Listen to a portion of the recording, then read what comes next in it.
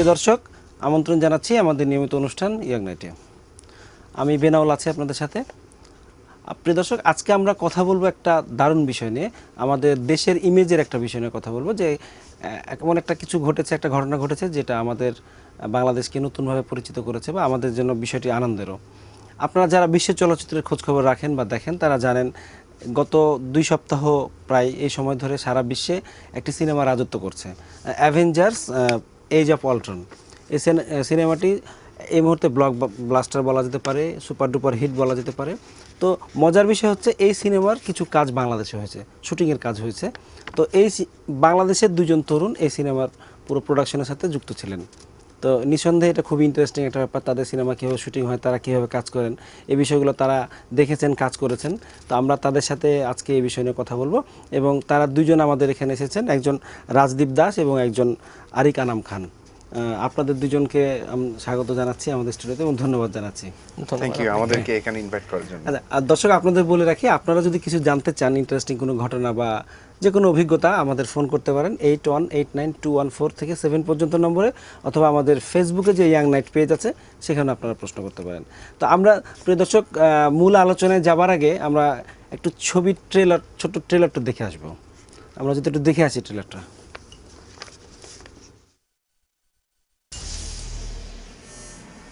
I'm gonna show you something beautiful. Everyone screaming for mercy. You want to protect the world, but you don't want it to change. You're all puppets, tangled in strings.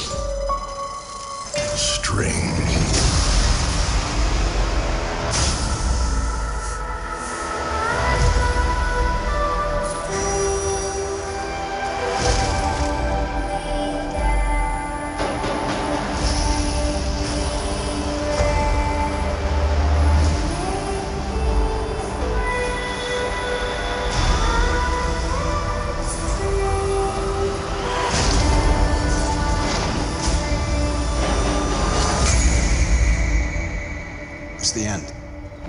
The end of the path I started us on. Nothing lasts forever.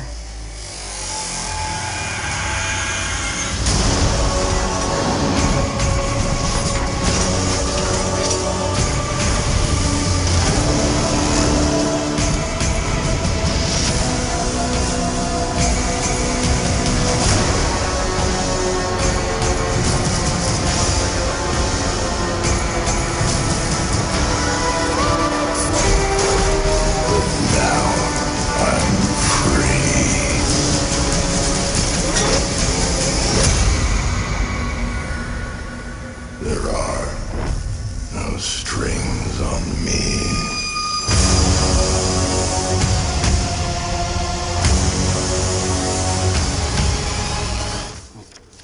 দেখলাম আমরা, অনেকে হয়তো নিশ্চয়ই লক্ষ্য করেছেন যে বাংলাদেশের খুব অল্প সময়ের জন্য হলেও বাংলাদেশের কিছু অংশ এই ট্রেলারটার মধ্যে স্থান পেয়েছে। ট্রেলারটার মধ্যে স্থান পেয়েছে, কিন্তু পুরো সিনেমাটা যারা দেখেছে তারা বুঝতে পারবে যে এখানে আসলে একটা সিকোয়েন্সে বা কতগুলি সিকোয়েন্সে কিছু কিছু পার্ট হচ্ছে শুট হয়েছে। যারা সিনেমা দেখেছেন তারা বুঝতে পারবে যে আসলে একটা ওই শিপ ব্রেকিং বা শিপ বিল্ডিং ইয়ার্ড একটা আছে, তো সেখানে আর কি, তো ওই শটটাই আর কি একটু লম্বা হয়। তো এমনকি আমি শুনেছি যে বাংলাদেশ শট আসার সাথে সাথে এই মানে হল ভর্তি দর্শক বলে তালি দিয়ে একদম চিৎকার করছে আনন্দে। মানে এটা নিঃসন্দেহে আমাদের বাংলা সিনেমা দর্শকদের জন্য তো বটে, যারা ফিল্ম বানান তাদের জন্য তো এটা এক ধরনের ইন্সপিরেশন হবে। কি মনে হয়? হ্যাঁ, definitely inspiration. It's a big inspiration. কারণ মানে বাংলাদেশে এর আগে মনে হয় মানে যুদ্ধের মানে স্বাধীনতার আগে হয়তো বা একটা ফিল্ম, হলিউডের ফিল্ম এখানে হয়তো বা শুটিং হয়েছিল, বাট স্বাধীনতার পরে এটাই প্রথম কোনো হলিউডের ফিল্ম যেটা বাংলাদেশে শুটিং হয়েছে। মানে বাংলাদেশে হয়েছে, তখন তো স্বাধীনতার আগে তো আর বাংলাদেশ ছিল না, বাংলাদেশের পরে।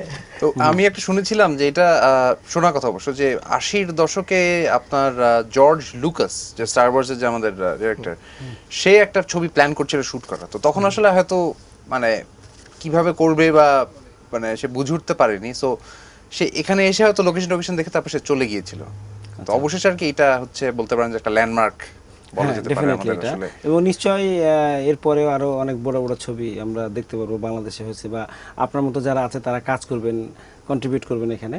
তো আচ্ছা, এবার আমি মূল যে বিষয়গুলো আপনাদের কাছ থেকে জানার খুব আগ্রহ, নিশ্চয়ই দর্শকরা অপেক্ষা করছেন আগ্রহ নিয়ে, যে আসলে আমাদের দেশে কি আছে, বাংলাদেশে কি আছে যেটার কারণে তাদের এখানে আসতে হলো বা তারা এখানে আসলো? মানে এমনিতে ধরেন বাংলাদেশে কিন্তু আমাদের প্রাকৃতিক সৌন্দর্যের কিন্তু অভাব নেই কোনো। কিন্তু আপনার ধরেন যে আমাদের মানে অনেক স্পেশাল স্পেশাল জায়গা আছে, কিন্তু ধরেন যে আমাদের নদী যেরকম সুন্দর মানে আঁকাবাঁকা হয়ে চলে গিয়েছে, এরকম যেগুলো আসলে বিশ্বের অন্য জায়গাতে হয়তো এরকম পাওয়া যায় না। আমাদের এরকম কিন্তু ধরেন সুন্দরবন, যে কেউ যদি ধরেন ম্যাংগ্রোভে শুট করতে চায়, সে কিন্তু সুন্দরবন ছাড়া তার কোনো অন্য কোনো গতি নেই। কিন্তু কক্সবাজার ধরেন এরকম longest sea beach in the world, Bandarban, মানে প্রত্যেকটা জায়গাতে কিন্তু অনেক সুন্দর এবং অনেক কিছু আছে এগুলো হয়তো ইউনিক। ওনাদের আসার কারণটা হচ্ছে যে আসলে স্ক্রিপ্টটার ভিতরে যেটা আছে, যে ছবি যারা দেখেছে তারা বলতে পারবে যে আসলে সেখানে একটা একটা শিপ ইয়ার্ড টাইপের সেটা একটা প্রয়োজন ছিল, হ্যাঁ, একটা চরিত্রের জন্য। তো সেই শিপ বিল্ডিং ইয়ার্ড প্রবলি এরকম কিছু একটা বলছে ওরা। তো ওইখানে ওইরকম একটা লোকেশনের দরকার ছিল বলেই ওরা হচ্ছে তারপর খুঁজে খুঁজে খুঁজে খুঁজে বেসিক্যালি বের করে যে বাংলাদেশে আমাদের একটা শিপ ব্রেকিং ইয়ার্ড আসলে আছে। এখন শিপ বিল্ডিং নিয়ে যদি গুগলে সার্চ দেওয়া হয়, আমার মনে হয় বাংলাদেশের নাম প্রথম দিকে আসার কথা। হ্যাঁ অবশ্যই, তারা হয়তো ওরকম করেই আর কি মানে ইচ্ছা হয়েছিল যে তারা হয়তো বাংলাদেশে আসবে, হ্যাঁ প্রথমে তাদের মাথায় আর কি সেটা আসে। আচ্ছা, তো আপনাকে যদি জিজ্ঞেস করি যে আপনি এই টিমের সাথে যুক্ত হলেন কিভাবে, যুক্ত হওয়ার গল্পটা শুনতে চাই। যুক্ত হওয়ার গল্পটা খুব মজার। একদিন আরেক একটা ফেসবুকে স্ট্যাটাস আপডেট দিল যে একটা ছোট একটা minute small film will be shot in Bangladesh. হ্যাঁ, তো আমি তো কি স্মল ফিল্ম, আমি তখনই নতুন জবে জয়েন করেছিলাম ওই অ্যাডকমে। তো তখন মানে আমার খুব একটা ইন্টারেস্ট ছিল না ফার্স্টে। সো একদিন ফোন দিল, আচ্ছা তুই আয়, তুই একটু এসে তার আগে আমি জাস্ট একটু বলে নিই, কারণ আমাদের আসলে যেহেতু হলিউডের এরিয়া, তো তারা কিন্তু আসলে অনেক সিক্রেসি এবং অনেক গোপনীয়তা তারা মেনটেন করে। ইন্টারেস্টিং বিষয় আছে এখানে, আমি আসবো ওই জায়গায় এবং আরো ডিটেইলস শুনবো। ওই জন্য হয়েছে কি, আমি না ওকে এখন বলতে তো কোনো গোপনীয়তা নাই। তো ওই আমাদের আর কি কিছু সাইন করতে হয়েছে, হ্যাঁ। তো আমি ওকে ও জিজ্ঞেস করছে আমার যে কি ছবি, আমি বলতে পারবো না, তুই আয় বল। আমাকে গ্লোরি জিন্সে ডাকে, ওখানে দুজন বিদেশি বসা, আমাকে আবার সে আবার সাইডে নিয়ে গিয়ে বলে যে এটা তুই ট্রাস্ট মি, তুই যদি এটা জানিস তখন বলবি যে আমার জব গুলি মারি, আমি এটাই করবো। মানে এত বড় খবর, এত বড় খবর, থাকতে আমি পারবো না, আমি চলে যাচ্ছি তখন, আচ্ছা তুই দাঁড়া তুই একটু সাইন কর, ঠিক আছে। তো আমি সাইন করার আগে আমি সাইন করার সময় পড়িও নেই, জিনিসটা পড়িও নেই, ঠিক আছে। আমি জাস্ট সাইন করলাম, মানে বন্ধুর উপর এতটা আস্থা। কারণ আমি আসলে মনে করছিলাম ওর মানে অনেক এক্সপিরিয়েন্স আছে প্রোডাকশন নিয়ে, ও অনেক বড় বড় ইভেন্টে কাজ করেছে। সো মানে আমি ওরকম মানুষই খুঁজছিলাম যে যারা ধরেন কোঅর্ডিনেশন, আর প্লাস ইংলিশটা খুব জরুরি ছিল, ইংলিশ জানাটা। হ্যাঁ, মানে ধরেন যে আপনি যদি আমাদের এখানে অনেকে কাজ করছে প্রোডাকশনে, কিন্তু তার মধ্যে ধরেন ইংরেজি জানা আছে কজন, বা ইংরেজি বাইরের লোকজনের সাথে কাজ করা, ওইটা করতে গেলে খুব সীমিত হয়ে যায়। হ্যাঁ, তার মধ্যে মনে হয় যে ও প্রবলি হয়তো এমন মানুষ যে হয়তো একটা কোনো রোলে হয়তো প্লে করতে পারবে। সো পরে সাইন করলাম, সাইন করার পরে বলে যে দোস্ত congratulations, you just signed up for Avengers 2। তখন পাশে আমাদের লাইন প্রডিউসার নিকোলাস সাইমন বসা ছিল, একবার ওর দিকে তাকাই আর একবার নিকোলাসের দিকে তাকাই, ওর দিকে তাকাই নিকোলাসের দিকে তাকাই, তখন মুখে থেকে বের হয়ে যায়, ইউর কিডিং মি রাইট। অবিশ্বাস্য। ফাজলামো করতেছো। তখন আমাকে কন্ট্রাক্টে তখন দেখায় যে ওখানে মার্ভেলের নাম লেখা, তখন বুঝছি ওকে এবার বিশ্বাস হচ্ছে। আমাদের সবারই সেম অবস্থা। তো আপনি আসছেন ওনার হাত ধরে, বা উনি আপনাকে এভাবে চমকে দিয়ে তারপরে নিয়ে আসছেন, এভাবে রঙ্গমঞ্চে আবির্ভাব হয়েছে। তো আপনার আবির্ভাবটা কিভাবে, বা আপনার যুক্ত হওয়ার বিষয়টা কিভাবে? আমাদেরটা হয়েছে কি ইন্টারেস্টিংলি, আসলে যে আমি যেটা বললাম যে মার্ভেল এই যে এই প্রোডাকশনটার জন্য তারা স্ক্রিপ্টটা দেখে বের করলো যে তাদের একটা এরকম লোকেশন লাগবে। তারা হচ্ছে কি তাদের আসলে ওইখানে তারা প্রায় শুটিংটা তো ধরেন জুনে হয়েছিল, মে জুন থেকে আমাদের এটা 2014 গত বছর। হ্যাঁ। তো ওরা আমাকে যেটা পড়া হচ্ছে নিকোলাস সাইমন যার কথা বললো যে আমাদের লাইন প্রডিউসার, হ্যাঁ, এবং আমরা যে কোম্পানির সাথে কাজ করেছি ইন্ডো চায়না প্রোডাকশন, সেটারও সে হচ্ছে MD managing director most probably. তো মার্ভেল শুট করতে চাচ্ছিল যে এরকম একটা জায়গা তারা চাচ্ছে, তারা এই যে খুঁজে যেরকম বললেন যে গুগলে সার্চ দিয়ে বাংলাদেশের কিছু পেয়েছে। এখন বাংলাদেশে আসলে হয়েছে কি, ওদের তো প্রোডাকশনের কিছু ব্যাপার আছে। বাংলাদেশে তো আসলে যেটা বলছেন জর্জ লুকাস যেরকম ফিরে গেছে, তো বাংলাদেশের আপনার এরকম কোনো প্রোডাকশন কোম্পানি ছিল না, বা যারা ওয়ার্ল্ড ওয়াইড ধরেন কাজ করছে বা এরকম বড় স্কেলে একদম ইন্টারন্যাশনাল লেভেলে কাজ করছে, এরকম কোনো প্রোডাকশন কোম্পানি নেই। হ্যাঁ, তো নিকোলাস যেটা করলো, প্রথমে সে যোগাযোগ করলো আমেরিকান এম্বাসিতে, যে আসলে বাংলাদেশে করতে হলে সে কি করতে হবে। আমেরিকান এম্বাসির কাছে, কারণ আমার বাবা তারিক আনাম খান হচ্ছেন এটার মানে প্রোডাকশন সুপারভাইজার, তার বাংলাদেশ পার্টে। বাংলাদেশ পার্টের, এবং তার ওই যে লাস্টে এন্ড ক্রেডিটে নামও আছে একমাত্র বাংলাদেশী হিসেবে সেখানে। এবং মনে হয় এই প্রথম বাংলাদেশে এই প্রথম, হ্যাঁ, এরকম একটা বড় স্কেলের ছবিতে। তো আমাদের কোম্পানি অ্যাড শপ, অ্যাড শপের নামটা আর কি ওদের একটা লিস্টের ভিতরে ছিল। তো ইন্ডো চায়না ওরা এখানে আসার পরে আমাদের কাছে একটা মেইল আসে যে এরকম এরকম তারা আপনাদের সাথে মিট করতে ইন্টারেস্টেড, একটা হলিউড ফিল্ম আসছে। আমরা প্রথম বললাম তো হলিউড ফিল্ম আসবে, হতেই পারে, হলিউডটা ধরেন A grade, B grade, C grade cinema আছে, অনেক ছোটখাটো সিনেমা, বিভিন্ন ঘরানা আছে, বিভিন্ন গ্রেড আছে, অনেক ধরনের ট্রাই করতে পারে। তো ভালো কথা বলে আপনাদের ক্রেডেনশিয়ালস এবং পোর্টফোলিও এবং যত যা আছে আপনারা এই যাবৎকালে কি কি করেছেন সবকিছু নিয়ে আমাদের কাছে আসেন। তারা অবশ্য আরো অন্যান্য অনেক প্রোডাকশন কোম্পানিকেও ডেকেছিল। তা আমাদের সাথে ওরা টানা প্রায় ঘন্টা দুয়েকের একটা বেশ বড় একটা মিটিং হয়, প্রেজেন্টেশনও বলতে পারেন। সেখানে আসলে সবকিছু মিলিয়ে আপনি ছিলেন ওই মিটিং? আমি ছিলাম এবং আমাদের সাথে মানে আমার বাবাও ছিল ওখানে। হ্যাঁ, তো সেখানে কথা বলে, আমাদের সঙ্গে কথা বলে, আমাদের কনফিডেন্স সবকিছু মিলিয়ে এক্সপিরিয়েন্স আসলে খুব বড় ছিল। হ্যাঁ, তো সবকিছু মিলিয়ে ওদের মনে হলো যে এই কাজটা আমাদের সঙ্গে ওরা করতে চায়। তো তারপরে মজার ব্যাপারটা হচ্ছে যে আমরা তো ভেবে রাখছি, বাবার সঙ্গে বলছি ঠিক আছে তুমি থাকো। হ্যাঁ, আমার একটা মানে ফিল্ম নিয়ে অনেক ইন্টারেস্টেড, এরকম বড় ছবিতে কাজ করতে পারলে অনেক বড় একটা অপরচুনিটি হবে। ওরা কিন্তু আমার কিচ্ছু বলেনি, হলিউড ফিল্ম আসছে, আচ্ছা ঠিক আছে। তখন আপনারা জানেন না যে কারা আসছে? কি যেন একটা নাম বলেছিল হঠাৎ করে, কিন্তু আমি আসলে ক্যাচ করতে পারিনি নামটা। হ্যাঁ, প্রবলি আমি হয়তো অ্যাভেঞ্জার্সই বলেছিল, আমি ওটা বুঝতেও পারিনি। তো চিন্তা ভাবনার লেভেলটা মানে এত বড় কিছু হবে এটা চিন্তা করেন না। হ্যাঁ, চলে গেল ওরা। হ্যাঁ, ওই দিন ইনফ্যাক্ট ওরা আসলে লোকেশন দেখতে এসেছিল। হ্যাঁ, তো আমরা ওদেরকে আবার ওইখানেই তার দুদিন পরে ওরা বলছে চিটাগংয়ে যাবে। তো ওরা চিটাগংয়ে, আমরা ওদেরকে চিটাগংয়ে আমরা পাঠাইনি, কিন্তু আমরা বললাম ঠিক আছে, আমরা ওখানে একটু মানে সামা একটা সাপোর্ট দেওয়ার চেষ্টা করছি কনফার্ম হওয়ার আগেই। হ্যাঁ, আমরা বললাম যে আচ্ছা যাচ্ছে ওরা এসে, তো লোকেশনটা দেখতে বেসিক্যালি। হ্যাঁ, তো শিপইয়ার্ডটি যাবে, আচ্ছা ভালো কথা। তো ওরা গিয়ে আমাদের সাথে ইমেল টিমেল এবং ফোন এসএমএসিং এ বাবার সঙ্গে বিশেষ করে কিছু হয়েছিল কথাবার্তা, এই করে ওরা চলে গেল। এটা ছিল আপনার ধরেন মার্চ এপ্রিলের দিকে। তো এরকম সময় চলে যাচ্ছে। আমরা বললাম যে তাহলে মনে হয় ওরা আর আসবে না। হঠাৎ করে একটা মেইল করলো যে আসবে ওরা ইন্টারেস্টেড খুব। হ্যাঁ, আচ্ছা ঠিক আছে আসবে। তখনও কিন্তু কোনো অবস্থা নেই। বাবা বললো যে ঠিক আছে কবে শুট করতে যাচ্ছে, মে মাসের শেষে। হ্যাঁ ঠিক আছে, আচ্ছা হয়ে যাবে। হ্যাঁ, খুব লাইটলি। আমরা তো এরকম মানে 3-4 জন হলেই আর কি করে থাকি এরকম। গেল।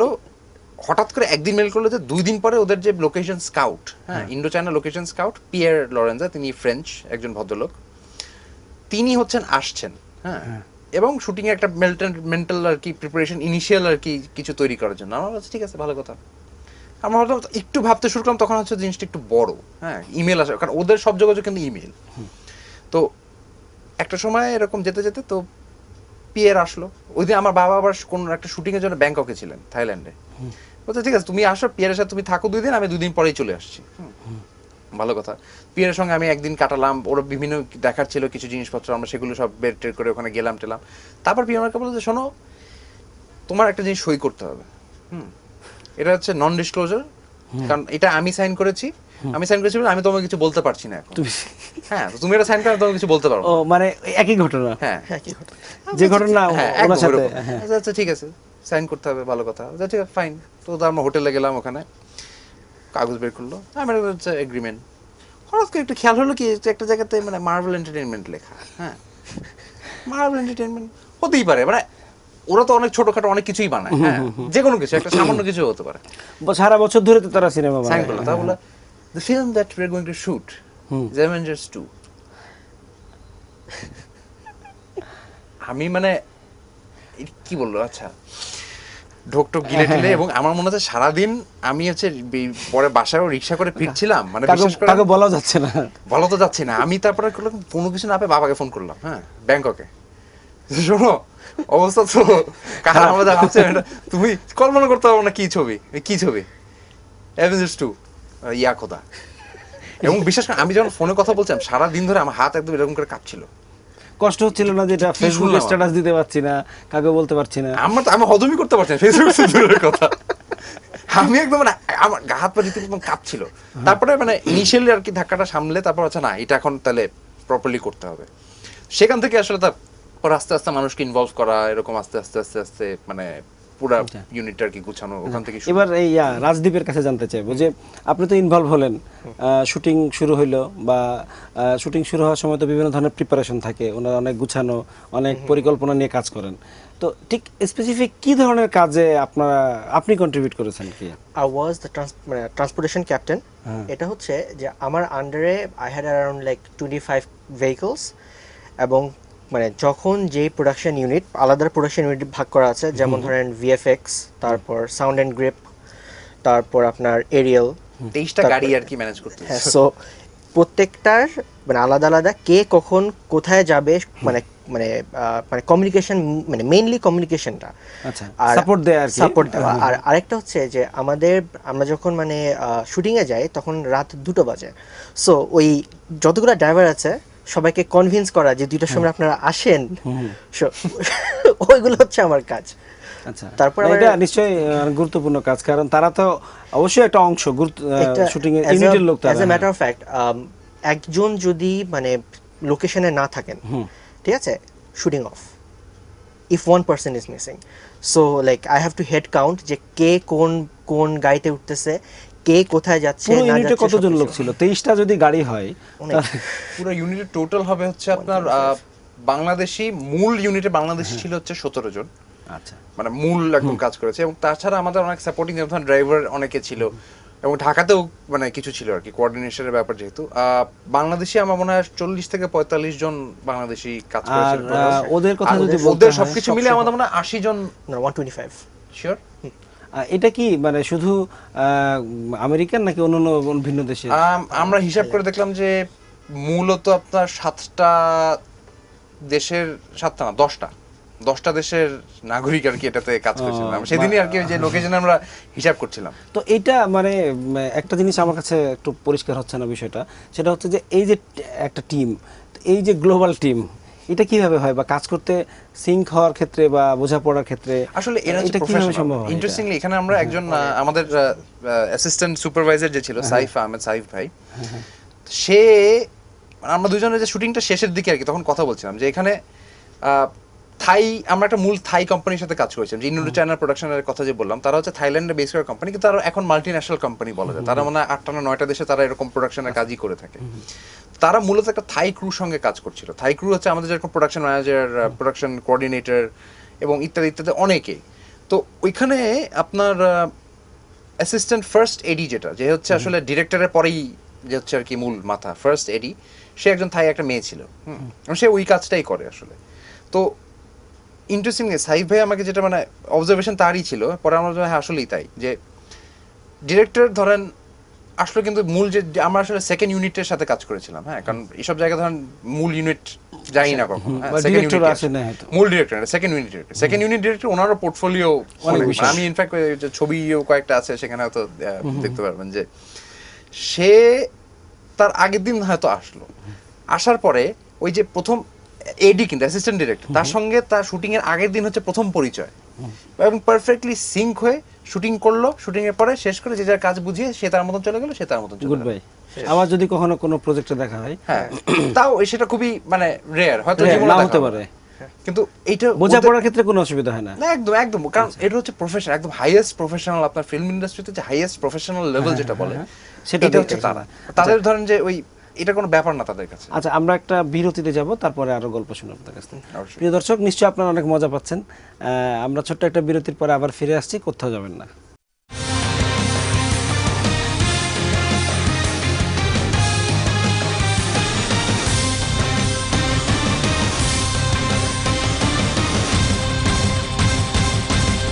প্রিয় দর্শক, বিরতির পর আবার ফিরে আসলাম। আমরা কথা বলছিলাম অ্যাভেঞ্জার্স সিনেমার শুটিং নিয়ে, এবং বাংলাদেশে যে কাজটা এখানে হয়েছিল, শুটিংয়ের কাজটা হয়েছিল, এবং তার সাথে যারা যুক্ত ছিল সেই টিমের সাথে, সেই টিমের দুজনের সাথে। তো আমরা আরও কথা শুনবো তাদের কাছে। তো আমরা কথা বলছিলাম যে তাদের কাজ নিয়ে, এবং বাংলাদেশে শুটিং করে গেল, আপনারা কীভাবে কাজ পেলেন ইত্যাদি ইত্যাদি আলাপ করলাম। তো এখন আপনি তো টুকটাক প্রোডাকশন বা ফিল্ম বানানোর সাথে জড়িত বা কাছাকাছি দেখছেন বা ফিল্ম দেখেন বাংলাদেশের, বা আপনার বাবা মা যেহেতু এই এই লাইনে কাজ করেন দীর্ঘদিন ধরে, আপনার সেরকম সুযোগ হয়েছে। তো আমি যদি আপনার কাছে জানতে চাই যে ওই হলিউডের কাজ আর এই আমাদের কাজ, এই যে কাজের প্যাটার্নটা বা কাজের স্টাইলটা, আসলে ডিফারেন্সগুলো কোথায়? নিশ্চয়ই অনেক ডিফারেন্স। তারপর বেসিক জায়গাগুলো আসলে বেসিকটা কি, ধরেন শুটিং এর লোক কিন্তু শুটিং এর লোকই, মানে টেকনোলজি ধরেন যে এমন না যে এরকম ওরা এমন কি করছে যে আমরা পারছি না, মানে ব্যাপারটা কিন্তু ধরেন একটা ক্যামেরা নিয়ে ওইখানে গিয়ে একটা লোকেশনে শুট করাটা। ডিফারেন্সটা আসলে যেখানে মানে আমরা ধরেন বেসিক আছে কিন্তু আমরা মোটামুটি জানি কিন্তু যে এরকম হয়তো হয়, এরকম করা যায়, বা এরকম হয়তো একটা ফিল্মের প্ল্যানিং হতে পারে এরকম। কিন্তু আসলে ওদের মূল ব্যাপারটা হচ্ছে কি অ্যাবসলিউটলি নো কম্প্রোমাইজ, মানে নো কম্প্রোমাইজ মানে একদম কোয়ালিটির সাথে। হ্যাঁ, মানে ধরেন ওনাদের তো আসলে পুরো স্টোরি বোর্ড থেকে সবকিছু তো একদম ক্লিয়ার কাট করা, প্রত্যেকটা শট প্রত্যেকটা ফ্রেমের কিন্তু স্টোরি বোর্ড করা। যে স্টোরি বোর্ডটা অবশ্য আমার দেখার সৌভাগ্য হয়েছিল। তো সবকিছু একদম স্টোরি বোর্ড করা। কিন্তু এখন ধরেন কি যে অনেক সময় হয় যে আমাদের বানানোর সময় কি স্টোরি বোর্ড এক ধরনের করা আছে, কিন্তু শুটিং এর সময় গিয়ে আচ্ছা কোনো রকম করে হয়ে গেল, আবার এডিটিং এর পর ফাইনাল প্রোডাকশনের সময় গিয়ে তখন আবার ওদের স্টোরি বোর্ডটা হচ্ছে স্টোরি বোর্ড যা, মানে ইনফ্যাক্ট আমি এই ছবিটা দেখেছি বলে এখন হয়তো এটা বলতে পারছি যে স্টোরি বোর্ডে যা তার থেকে ওরা আরো প্লাস করে ওইখান থেকে, যে এটা হচ্ছে এই লেভেলটা, মানে ভিশনটা ধরেন অনেক বড় ওদের। ওদের তো ভিশন তো লিমিটলেস ভিশন যেটা বলে, ওরা যদি কিছু ভাবে সেটা তারা করতে পারে। হ্যাঁ, তো ধরেন বড় কিছু ভাবে তারা, হ্যাঁ, এবং সেটা তার এক্সিকিউটও করে। তো স্টোরি বোর্ডে ধরেন যা আছে তার থেকে এটা আরো প্লাস হয়েছে, এটা হচ্ছে একটা পয়েন্ট। হ্যাঁ, আর দ্বিতীয় কথা হচ্ছে যে প্ল্যানিং এর কোনো শেষ নাই। মানে প্ল্যানিং মানে কি, মানে আমাদের একদিনের কলশিট ছিল হচ্ছে এত বড় বড় ওই A4 সাইজের 2টা পাতার সমান। এবং প্ল্যানিং মানে কি, এটা কি আমাদের ধরেন ফিল্মের যারা কাজ করে বা আমাদের যারা মানে ডিরেক্টররা আছেন মিডিয়াতে কাজ করছে তারা কিন্তু মোটামুটি সবাই জানে। কিন্তু প্ল্যানিং এর কোনো শেষ নেই। মানে প্ল্যানিং মানে আপনি কল্পনা করতে পারবেন না যে একদম কতটা ডিটেলে পর্যন্ত প্ল্যানিং হয়। যে ওই বলে যে ধরেন 22টা গাড়ি কেন, মানে এরকম গাড়ি হয়েছে কিন্তু ধরেন যে একটা গাড়িতে 2টা মানুষ, তার বেশি মানুষই নেই, একটা মানুষ একটা গাড়ি এরকম হয়েছে। কিন্তু তার কারণটা হচ্ছে যে নো কম্প্রোমাইজ, মানে একদম মানে ওরা ঘড়ির কাঁটার মতন চলবে, একদম মনে হচ্ছে আপনার ঘড়ি সেট করে দিয়ে মনে হয় চলছে জিনিসটা, যে আপনি ওদের টাইমিং দেখে আপনি মনে হয় ঘড়িটা মেলাতে পারবেন এরকম একটা মানে যে মানে ধরেন একটা 22টা গাড়ি কেন, যে ওরা কোনো টাইম না যে গাড়ির জন্য ওয়েট করছে, গাড়ির জন্য বসে আছে অমুক আসুক তারপরে করবো না, অমুকের অমুক জায়গায় থাকার কথা তার জন্য একটা গাড়ি কোনো থাকবে, একজনের জন্য হলেও একটা গাড়ি একজনের। এবং ইন্টারেস্টিংলি ওরা কিন্তু ধরেন বাইরের যারা কোম্পানি, আমি আরো আরেক জায়গায় তো এরকম শুনেছিলাম যে যারা কাজ করে বাইরের ফিল্ম বা প্রোডাকশন ওরিয়েন্টেড, গাড়ি কখনো পার্সোনাল গাড়ি ওরা প্রোডাকশনের দিন বা শুটিং এর দিন কখনো পার্সোনাল গাড়ি দেয় না। না, এটার কারণটা হচ্ছে আপনার যে ওই রিস্কটার মধ্যে যেতে চায় না। ধরেন যে আমার ড্রাইভার অসুস্থ বা আমার গাড়ি টায়ার পাংচার হয়ে গেছে, এরকম কোনো কিছু না, একদম ক্লকওয়ার্ক, যে এতটা সময় সকাল এতটার সময় অমুক এই নাম্বার গাড়ি নিয়ে এখান থেকে এখানে যাবে। হ্যাঁ, তো যদি কোনো কিছু মিস করে কখনো মিস করবে না, আপনার কাছে জিজ্ঞেস করি যে আপনি এতগুলো গাড়ি ম্যানেজ করছিলেন বা এতগুলো পুরো একটা টিম ম্যানেজ করছিলেন তাদের তো কোনো কারণে যদি একটা অ্যাক্সিডেন্ট হয়, সাপোজ ধরেন টায়ার পাংচারের কথা বললেন বা ড্রাইভার অসুস্থ হয়ে গেল, বা এই ক্ষেত্রে কি করে, বা ওদের কোনো রকম ব্যাকআপ প্ল্যান থাকে কিনা, বা এরকম কোনো ইন্টারেস্টিং ঘটনা যদি থাকে? ইন্টারেস্টিং একটা ঘটনা আছে। সো শুটিং এর দিন শুটিং হচ্ছে, তো হঠাৎ করে আমি আমার ম্যানেজার থেকে আমি ফোন পাই, প্রোডাকশন ম্যানেজার থেকে প্যামের থেকে ফোন পাই, তখন বলে যে প্রোডাকশন ভ্যান নাম্বার 4 ওটা নাকি, হ্যাঁ সো প্রোডাকশন ভ্যান নাম্বার 4 এটা নাকি অ্যাক্সিডেন্ট করছে। আমি বললাম ওকে, কেমনি কি? তখন আবার আমাকে ফোনে এটাও বলে যে পাইলট মানে পাইলট ইনজুর্ড। তখন আমার বুকের মধ্যে পাইলট মানে কি, পাইলট মানে আমাদের আসলে এখানে হেলিকপ্টার শট ছিল, তো ওখানে আর কি পাইলট এবং মানে এরিয়াল ডিওপি যেটা বলে, এরিয়াল ডিরেক্টর অফ ফটোগ্রাফি, ওর নাম ছিল জেরেমি ব্রাবেন। ও, আবার এরিয়াল ফটোগ্রাফির জন্য আলাদা ডিওপি? হ্যাঁ, এবং এরিয়াল ইউনিট আলাদা। ওইটা ধরেন গল্পটা শেষ করার আগে ডিটেইলে তো বলবো পরে। আচ্ছা, তো পরে তখন হ্যাঁ তারপর আমাকে এই আরিককে বললো যে হ্যাঁ তুমি ওর সাথে যাও রেস্কিউ মিশন। ঠিক আছে, আমি গেলাম, যাইতেছি। সো গিয়ে আমার হাতের মধ্যে ছিল ওয়াকি টকি। সো ওখানে গিয়ে আমি শুনি যে আমাদের যে ড্রাইভার ছিল ওনার থেকে শুনি যে অ্যাপারেন্টলি কোন একটা কোম্পানির ট্রাক পিছন থেকে আমাদের ভ্যানকে মানে মাইক্রোবাসকে মানে ধাক্কা দেয়। মেরে দেয়, তো একদমই বাজে অবস্থা গাড়ির। এটা তো আমাদের রাস্তায় হয়ে পিছন থাকে। থেকে, এবং চিটাগং এর ধরনের সেটা হচ্ছে হাইওয়ের আরো উপরে বেশি, হ্যাঁ, হ্যাঁ, পিছন থেকে কাঁচ খুব ভেঙে risky, গেছে এবং মানে সামনে বাম্পার খুলে গেছে, এরকম একটা মানে একেবারে অবস্থা। বাজে তারপরে অবস্থা। তারপরে তো পরে শুনি যে ইনজার্ড, আর আপনার বাংলাদেশীয় একজন পাইলট ছিলেন। সো পাইলট মানে বাইরের যারা যারা ছিলেন ওনাকে নিয়ে উনি চলে গেছেন সিএনজি করে। ওটা জাস্ট মানে ওয়াকিং ডিসটেন্স ছিল আর কি, তোর ওখান থেকে হাঁটতে তো চলে গেছে, মানে ওরা এরকম টাইপের মানুষ। ঠিক আছে, ফাইন। তো ওখানে গিয়ে আমি তখন শুনলাম যে গ্রামবাসী আপনার মানে ট্রাকের যে চালক ওনাকে মানে পালা যেতে সাহায্য করছে। আর পাশেই অনেকগুলো বিডিআর আর রাইফেলস, মানে বিডিআর মনে ছিল মনে হয়, BDR arm police, BGB. So arm পুলিশের কিছু মানুষজন ছিল, আমার হাতে ছিল আবার ওয়াকি টকি। তো ওইখানে আবার ট্রাকে হেল্পার আবার পালাতে পারেনি, ট্রাক হেল্পার ছিল। ওখানে গিয়ে আমার মাথা নষ্ট হয়ে গেল, মানে একদম চিল্লাবিল্লা সব শেষ। ও তো হাতে ওয়াকি টকি, তো হ্যাঁ গিয়ে ধরেন পাশে একটা চায়ের দোকানদার, হ্যাঁ তার হাতে মাথায় ক্যাপ, হ্যাঁ হাতে ওয়াকি টকি, কলার বুকের মধ্যে একটা কার্ড আছে আবার, হ্যাঁ। তো কার্ডটা কি মানে আমাদের ইউনিটের কার্ড, কিন্তু পকেটে ঢুকে রাখে। তো ওয়াকি টকি নিয়ে ধরেন একটা চায়ের দোকানে কে, তুমি ওকে যেতে দিছো কেন, তুমি কেন করছো, আর ও নিশ্চয়ই তো ভয় পেয়ে যাবে, নিশ্চয়ই তো হচ্ছে ডিবিএসবি ভেবেছে বা অনেক বড় কেউ। তো না, এই জিনিসটা অনেক মজা ছিল। পরে একটা আমার পরের দিন আমার কাজ করতে হয়েছিল যেটা, যে মানে যে ইনজার্ড, ফাইলার যে injured, and it's they need a document. So I had to go to মানে আপনার সীতাকুণ্ডর যে পুলিশ স্টেশন থেকে, ওখান থেকে আবার আমার রিপোর্ট নিতে হয়, যে পুলিশ রিপোর্ট, যে হ্যাঁ এখানে একটা অ্যাক্সিডেন্ট হয়েছে অ্যান্ড হি ওয়াজ ইনজার্ড। তারপর ওখান থেকে নিয়ে ইনজার্ড হয়নি কিন্তু কিছু, তারপরে ওইটা এবং document-এর জন্য, মজার ব্যাপার হচ্ছে document। পরে আসলে এরা হয় কি নিজেরা অনেক কাজ করে, তো তোদের মতো অনেক ফান লাভিং অনেক ব্যাপার ছিল। আমাদের যেরকম এখানে হেলথ এন্ড সেফটি ইন্সপেক্টর একজন ছিল, ওর নাম হচ্ছে ব্যারি। ওদের এটা মানে বাইরে কিন্তু এটা খুব ইম্পর্টেন্ট যে সেফটি সবকিছু ঠিকঠাক আছে Safety, কিনা, security। ওরা সেফটি সিকিউরিটি এবং আপনার যাতে ইনজুরি যাতে কোনো না হয় সবকিছু হয়। কারণ আমাদের সবার কিন্তু ইন্স্যুরেন্স ছিল, আবার ওরাই করতে হয়েছে এটা। তো ব্যারি হচ্ছে কি জিজ্ঞেস করে, তোমরা বলে অ্যাক্সিডেন্ট করছো তো হোটেলে আর কি, চিটাগং পেনিনসুলাতে, তোমরা বলে অ্যাক্সিডেন্ট করেছে, হ্যাঁ অ্যাক্সিডেন্ট করছে, তোমাদের কিছু হয়েছে? ওরা কিন্তু তখন নর্মাল, আমিও বসে আমাকে বলছে ওদের খোঁজ খবর না, ওদের কি অবস্থা, দিব্যর সঙ্গে গল্প টল্প করলো, ওরা না কিছু না, কেন জানে। বেশ, তোমাদের কি অবস্থা, তোমরা কি ঠিক আছো? তো এরিয়াল যে ডিওপি ছিল হঠাৎ করে এরকম করে খোঁড়া হাঁটতে শুরু করলো।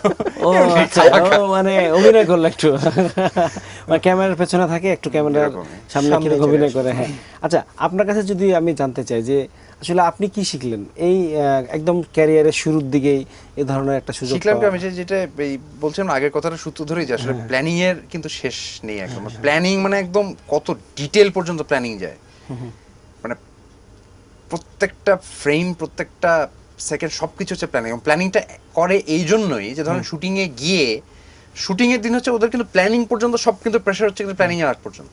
মানে আমাদের ইনফ্যাক্ট আমার বাবার এবং আমরা যারা কাজ করেছি তাদের মানে অবস্থা একদম রীতিমতো, আমাদের চেহারা দেখলে তখন বোঝা যেত যে আসলে আপনাদের একটা ট্রেনিং হয়ে গেছে ভালো। ট্রেনিং মানে কি ধরেন 3 দিন মানে 3 রাত সব মিলে মানে আমরা 8 থেকে 9 ঘন্টা টোটাল মানে ঘুমিয়েছিলাম। শুটিং এর দিনও ধরেন এমন নিয়ে, এবং শুধু ইউকে ক্রুও না, কিন্তু ইউকে ক্রু কিন্তু সেম, ওরা কিন্তু আসলো আগের দিন রাত্রেবেলা, পরের দিন সকালে চিটাগং গেল, চিটাগং গিয়ে সারাদিন লোকেশন দেখে ওরা ওই দিনও কিছু হালকা শুট করলো, পরের দিন আবার শুটিং, তারপরের দিন সকালে চলে গেল। মানে আচ্ছা, এরকম। এবার একটা ইন্টারেস্টিং বিষয় যেটা আমি জানতে চাইবো সেটা হচ্ছে কোনো স্টার আসেন নাই শুটিং এর জন্য, তারপরে মেইন ডিরেক্টর তো আসেন নাই বলেন, অ্যাসিস্ট্যান্ট ডিরেক্টর আসছিলেন, তো আমরা সেকেন্ড ইউনিট এসেছিল ইয়াতে আপনাদের শুটিং এর জন্য, তো স্টার ছাড়া ওনারা আসলেন, এইটাকে আবার কাজে লাগাচ্ছেন কিভাবে? বা এটা আসলে কি মানে প্রযুক্তি যে কত দূর এগিয়ে গেছে সেটাই, এটা হচ্ছে একটা প্রমাণ। মানে স্টাররা হয়েছে কি যে আসলে স্টাররা বড় জায়গা না যায় না, মানে খুব নেসেসারি না হলে তার ওখানে যেতেই হবে, তাছাড়া এটা হবে না। হ্যাঁ, তার মানে টেকনোলজি কি এমন এক জায়গায় গিয়েছে যে মানে সমস্ত আউটডোরের শুটিং গুলো স্টার ছাড়া বা মেন নায়ক বা হিরো ছাড়াই শুটিং করে এসে পরে স্টুডিওতে বা পোস্ট প্রোডাকশনে টেকনোলজিটা এমন হয়ে গেছে যে আপনার আসলে যে ওরা একদম মেপে যে কোথা থেকে কি হচ্ছে না হচ্ছে একদম এখানে, মানে জাস্ট ভিএফএক্স এর কাজ হচ্ছে। মানে আপনি ধর অ্যাভাটার যে ছবিটা হয়েছে ওইটাই কিন্তু একটা মানে এই ট্রেন্ডটা একটু একটু করে চালু করেছে, তার আগে থেকে শুরু হয়েছে, কিন্তু এখানে ধরেন যে পুরো ছবিটা ব্যাকগ্রাউন্ডটা কিন্তু টোটালটা বানানো, জিনিসটা ওইরকমই, যে একদম ওইরকম করে মেপে মেপে মেপে মেপে মেপে মেপে, যে আপনার, কারণ বাইরে ওদের স্টার যাওয়া মানে হচ্ছে ওদের কস্ট বেড়ে যাওয়া, হ্যাঁ, কস্ট ধরেন ডাবল হয়ে যাবে, তো ওদের ভিএফএক্স এর এমন টেকনোলজি হয়ে গেছে যে ওটা আসলে ওরা খুব ইজিলি ম্যানেজ করতে পারে। আমার ভিএফএক্স এর যে আমাদের বাংলাদেশে এসেছিলেন ডমিনিক রিডলি, মানে ওনার সাথে কথা হয়েছিল অনেক কিছু, মানে ওনার কাজই হচ্ছে যে কোন অ্যাঙ্গেলে শুটিংটা হচ্ছে ওইটা মেজার করা, এবং এটা উনি তখন পোস্ট প্রোডাকশনে এটা মিলাবেন। হ্যাঁ এক্স্যাক্টলি, ওনার কাজই হচ্ছে এটা, মানে কোন অ্যাঙ্গেলে। রাজদীপ, আপনার কাছে যেটা জানবো যে ওই পুরো শুটিংটা আসলে কতক্ষণ হয়েছিল, আসল শুটিং যেটা, আর এটার জন্য আসলে কতক্ষণ দেখানো হয়েছে সিনেমার মধ্যে? মানে যত বেশি দেখানো হবে তত বেশি পুরো আমরা মুভি আমি দেখানো আমি এখনো দেখিনি, আর যতটুকু আমি জানি যে থিয়েটার যতটুকু দেখানো হয়েছে আরো অনেক বেশি দেখানো হবে আপনার ডিভিডি যখন বের হবে, ডিভিডিতে আরো এক্সট্রা সিন যুক্ত সেটা হবে। অবশ্য behind ওটা the সবসময় scene দেয় বা আসলে, দেয় না, কিন্তু এটা আসলে যেটা হয়েছিল যে ওরা প্ল্যান ছিল যা, ওরা কিন্তু বেসিক কাজটা কিন্তু করে ফেলেছিল একটা সময়, হ্যাঁ, বেসিক কাজটা কিন্তু ওদের ক্লিয়ার একদম। আমাকে বলেছিল যে ওরা, মানে বললাম না যে প্ল্যানিংটা এমন, সবচেয়ে বড় কথা কি জানেন তো, ডিফারেন্সটা বাংলাদেশের সাথে আমি বলতে চাই, মানে আসলে এটা না বললেই না, যে হার্ডওয়ার্কের কোনো বিকল্প নেই। মানে আমরা অনেক কিছু মনে করি যে আসলে হলিউড মানে তো নিশ্চয়ই ওরা অনেক ফুর্তি, অনেক কিছু এসে অনেক টাকা পয়সা, অনেক They টাকা are পয়সা, অনেক কিছু। কিন্তু আপনি so hardworking, হার্ডওয়ার্কটা মানে কত যে পরিশ্রম করে না, মানে এটা আপনি অন্য কল্পনা level-এর। করতে পারবেন না, মানে প্রফেশনাল। এটা ধরেন আমরা কিন্তু ভাবতাম যে আচ্ছা হলিউড মানে কি নিশ্চয়ই এরা অনেক অন্য কিছু একটা, হ্যাঁ, মানে তারা সবচেয়ে বড় ইন্ডাস্ট্রি পৃথিবীর, সেখানে হচ্ছে তারা কাজ করে। এবং বিশ্বাস করেন যে আমাদের কল টাইম ছিল কিন্তু রাত রাত 3টার তিনটার সময়, সময়। 3টার সময় কল টাইম, মানে নিচে নামতে হবে হোটেল থেকে, ওখান থেকে গাড়ি নিয়ে আমরা লোকেশনে, 4টার সময় লোকেশনে কল। আমি নিজে মনে হচ্ছে আমি ঘুমাতে গিয়েছিলাম হচ্ছে 12:30টার সময় রাত, হ্যাঁ, আরেকটার সময় ঘুম থেকে উঠে যেতে হয়েছে। এবং যখন হচ্ছে আমাদের ওই যে এরিয়াল ডিওপি জেরেমিকে ওদেরকে ডাকতে যায়, ওরা হচ্ছে তখন ডিনার করছে, কারণ ওরা জেট ল্যাগে আছে, তো তখন ওদের ওখানে বাজে ধরেন রাত তখন 8টা, হ্যাঁ, তো একদম না ঘুম, এবং ওদের কোনো টায়ার্ডনেস কোনো কিছু নেই, হ্যাঁ, একদম এরকম। আমরা একদমই শেষ পর্যায়ে চলে এসেছি, আমাদের শেষ করতে হবে আর কি আমাদের। তা আপনাদের দুজনকে অনেক ধন্যবাদ এবং আবারও অভিনন্দন যে আপনারা এত বড় একটা কাজের সাথে যুক্ত ছিলেন। এটা আসলে আমাদের নিজেরই, we are really proud to be part of this. এটা আসলে মানে বাংলাদেশের, আমাদের চেয়ে ধরেন আমরা না হয় অন্য কেউ যদি হতো, মানে একইভাবে গর্ববোধ করতে, আসলে এটা বাংলাদেশের ফিল্ম ইন্ডাস্ট্রি, বাংলাদেশের অবশ্যই, সবকিছুর জন্য এটা একটা প্লাস পয়েন্ট। প্রিয় দর্শক, আমরা আরিকের কথা সূত্র ধরে বলি যে এর চেয়ে বড় বড় সিনেমা আমাদের দেশে হবে এবং আমাদের বাংলাদেশের সিনেমায় সুদিন ফিরে আসবে। আজকের মতো এখানে শেষ করছি, শুভরাত্রি।